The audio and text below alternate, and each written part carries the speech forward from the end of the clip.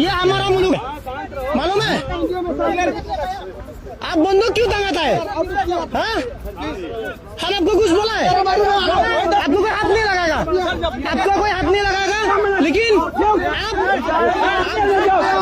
आप बंदूक क्यों काम किया? आप क्या समझते हैं? आप आपको आप बंदूक क्यों लगा दिया? आपका पिलर, आप जाओ जाओ।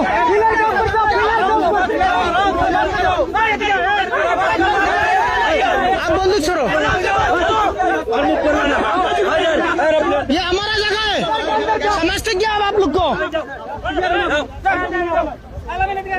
आप बंदूक क्यों काम करते हैं? हम डरता है, ठीक है? हम नहीं डरता, हम नहीं डरता। समझते क्या आप लोग को? हसीना नहीं दिया, हसीना इंडिया में, हसीना क्या बस के जवाब?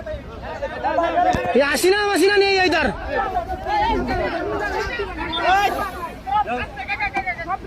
इंडिया में जाओ, इंडिया में जाओ, क्या जाओ आप लोग?